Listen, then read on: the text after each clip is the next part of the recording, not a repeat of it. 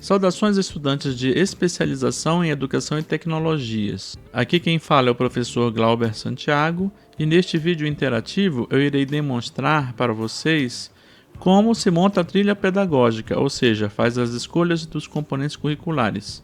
Bem, primeira coisa, você entra num AVA qualquer e acessa o ambiente virtual da coordenação do curso. Você vai em Dicas e Materiais e procura pelo projeto político-pedagógico do curso. Aqui você vai ter acesso às ementas dos componentes curriculares para você ter uma ideia do que se trata. Para além da ementa, você também pode voltar em Dicas e Materiais e vir em Biblioteca de e-books do curso. Aqui você vai ter acesso a todos os e-books que nós temos no curso e praticamente todo componente curricular tem um e-book. Alguns componentes não têm e-book por algum motivo específico. Então aqui podemos ver o e-book de acessibilidade. Outra coisa que você deve observar é que alguns poucos componentes são seriados. Por exemplo, para você fazer produção de animações para educação, você antes tem que ter feito planejamento e organização de animações. Da mesma forma, para a produção de mídia audiovisual, você antes tem que ter feito planejamento e organização de mídia audiovisual. Mesma coisa de produção de mídia escrita, antes tem que ter feito planejamento e organização de mídia escrita. E a mesma coisa para design de jogos educacionais. Antes você deve ter feito introdução aos jogos na educação. Na verdade, você pode até não seguir essa ordem, mas você corre o risco de não entender alguma coisa ou chegar no meio do assunto. Mas de resto, no EduTech nós temos muita liberdade. Vamos lá? Muito bem. Agora vamos montar a trilha pedagógica. Então entre no site edutech.ead.fiscar.br e clique na área do aluno. E em seguida, você acessa o sistema acadêmico Mandala. Esse é o sistema que você utilizou para se inscrever e se matricular no curso. Então, coloque seus dados e acesse o sistema. O próximo passo é clicar em Monte sua trilha pedagógica e inscrição em componentes. Aí então você lê as instruções. No caso aqui, as ofertas passadas e correntes não podem ser alteradas. Dessa forma, realize a escolha correta dos componentes para não ter problemas futuros. Ou seja, você tem flexibilidade, mas para mudar no futuro e não no presente nem no passado, né? Então sempre antes de ocorrer um componente, pelo menos 15 dias antes, você deve fazer suas escolhas. Bem, aqui vemos as habilitações escolhidas. No caso temos a sigla H1 para a primeira habilitação, que aparece aqui, Gestão da Educação à Distância. Nesse exemplo aqui, o estudante só tem uma habilitação. Se ele tivesse duas, ia aparecer H1 e H2. E algumas legendas. NFO, que é o núcleo formativo obrigatório, NFE, que é o núcleo formativo específico, e NFC, núcleo formativo complementar.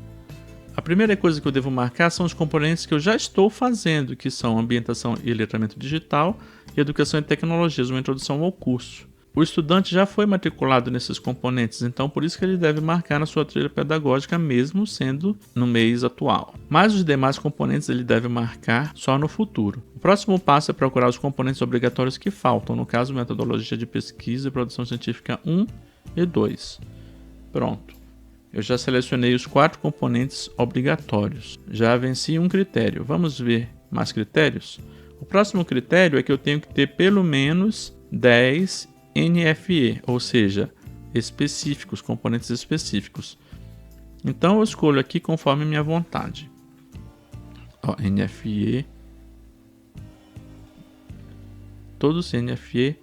Mas agora eu já penso, nesse mês aqui eu escolhi 1, 2, 3, 4 componentes. Será que isso é uma boa ideia? Será que não vai ficar muito puxado para eu estudar? Então tem que considerar também isso, tá? Então eu indico no máximo 3 componentes que você faça. O ideal seria 2 mesmo, tá? Mas no máximo 3, sempre considerando a sua capacidade de tempo e disposição. Por exemplo, no mês 7, vamos pensar num caso, o estudante vai viajar para uma ilha paradisíaca sem internet. Não vai dar para ele fazer cultura digital e convergência midiática, por exemplo. Ele vai ter que procurar se existe alguma outra oferta desse componente no futuro, porque muitas vezes o EduTech oferece mais de uma vez o componente, tá? Mas se não tiver, ele não vai poder mesmo fazer esse componente. Ele vai ter que escolher outro. Bem, continuando, marcando o NFE. Eu devo marcar todos os NFE que eu desejo até completar o mínimo de 10. Pronto, completou 10 NFE. Depois que eu completei 10 NFE, o que eu devo fazer? Eu devo chegar ao total de 20 componentes. Até agora eu marquei 14 componentes, então faltam mais 6. Aí eu marco qualquer 6, pode ser NFC ou NFE, eu marco mais 6. Estou marcando aqui, não importa se é NFE ou NFC, eu estou marcando, tem que ter 6. Depois que completa 20, ele mostra em azul aqui. Então a minha trilha pedagógica está totalmente completa. Se eu quiser escolher um componente a mais, eu posso. O EduTech coloca como bônus. Então, por exemplo, escolhi um a mais. Tem 21, então tá tudo certo. Mas se eu escolher mais outro a mais, o que acontece? Aparece um aviso dizendo que você pode ser que tenha que pagar algo a mais por isso. Então você tem que falar com a secretaria do curso para ver como é que seria esse custo adicional. Mas é possível, tá? Você pode marcar componentes adicionais, o EduTech é flexível. Tudo isso vai sair no seu histórico. A única questão é que você tem que ver com a secretaria do curso. Só que se você marcar muitos componentes a mais, já é melhor você pensar em fazer 2 especializações, né? O EduTech é flexível. Então, tudo que você fizer para a primeira habilitação pode ser utilizado na segunda. Mas vamos voltar aqui apenas aos 21 componentes. Agora eu devo ir ao final e salvar. Se eu não salvar, eu vou perder tudo que eu fiz. Salvar a inscrição. Se eu não salvar, eu perco tudo. Bem, se você faz 2 habilitações, então aqui nós temos H1 e H2. E aqui aparece com cores diferentes. H1 e H2. Você deve memorizar aqui. Gestão e docência. Gestão e docência. Bem, o primeiro passo então é você montar a trilha pedagógica da H1. Então agora vamos montar a H2. O que você deve fazer? Marcar os componentes obrigatórios novamente.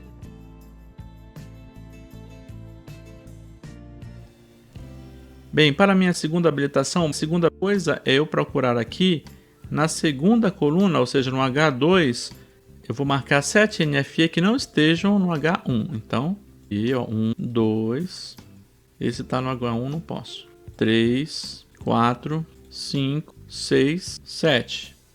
Pronto, marquei 7 componentes a mais, NFE. Agora, o que está faltando mais? Falta eu completar NFEs, porque eu tenho que ter 10 NFEs nessa segunda. Só que eu já coloquei 7 componentes a mais. Então, o que eu devo fazer? Eu tenho que marcar componentes que já estejam marcados no H1. Então, eu agora faço o contrário. Eu procuro NFEs que estavam no H1. Então, vamos lá. Isso aqui, é um NFE que estava no H1. NFE que estava no H1, NFE que estava no H1. Marquei mais 3 NFEs. Pronto, eu já satisfiz a minha necessidade de ter mínimo de 10 NFEs na segunda. Então, como é que eu vou completar? Eu vou completar com componentes que estejam já marcados na primeira. Então, porque eu não quero passar de 7 a mais. Então, eu estou marcando aqui e olhando aqui embaixo. NFE ou NFC? Tudo que está marcado aqui é o que vai aparecer no meu certificado. Então, ou seja, eu já estou montando a composição do meu certificado. Pronto, já deu 20. Vamos escolher a mais para ver o que acontece? Eu escolhi um a mais, ok, foi permitido. Vamos escolher outro a mais. Aí ele já dá um aviso, um aviso que ultrapassou o limite padrão oferecido pelo curso e que você pode conversar na secretaria para ver como é que será esse custo adicional. Aliás, se você marcar muitos outros componentes, já é melhor pensar em fazer uma terceira especialização, né? Já que o curso é flexível, você pode aproveitar essa oportunidade. Lembrando que você sempre deve salvar sua inscrição. Se você fizer uma terceira habilitação, vai aparecer mais H3 aqui, você vai ter que seguir uma lógica semelhante ao que você fez para o H2. É isso aí, sucesso, um abraço.